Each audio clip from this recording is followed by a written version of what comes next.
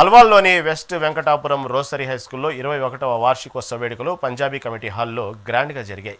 ఈ కార్యక్రమానికి ముఖ్య అతిథిగా విచ్చేసిన ప్రొఫెసర్ కోదండరాం 2026 క్యాలెండర్ను ఆవిష్కరించారు. బాల్యం ఒక స్వీట్ మెమొరీ అని, విద్యార్థులకు చదువుతో పాటు క్రీడలు కూడా అవసరమని ఆయన అన్నారు. విద్యార్థుల ఆటపాటలు, కల్చరల్ పెర్ఫార్మెన్స్లు అందరినీ ఆకట్టుకున్నాయి. విద్యార్థులను భావి భారత పౌరులుగా తీర్చిదిద్దాలని ఆయన సూచించారు.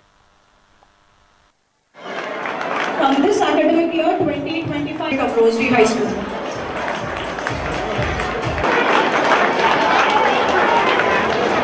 Thank you, ma'am.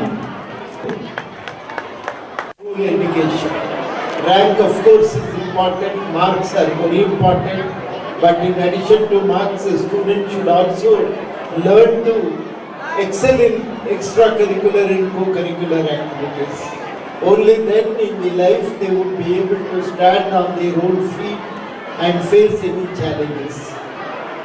జీవితంలో ఎన్ని కష్టాలు వచ్చినా తట్టుకొని నిలబడాలి అంటే ఒక తుఫాన్లో చెట్టు ఎట్లయితే తట్టుకొని గాలి వానలకు కూడా తట్టుకొని నిలబడుతుందో అట్లా నిలబడగలగాలంటే పిల్లలు సర్వతోముఖాభివృద్ధి చెందాలి.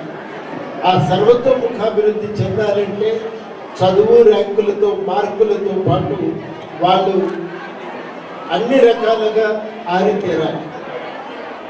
ఎటువంటి సమస్యలు వచ్చినా ఎటువంటి ఒత్తిళ్ళకైనా తట్టుకొని నిలబడగలగాలి.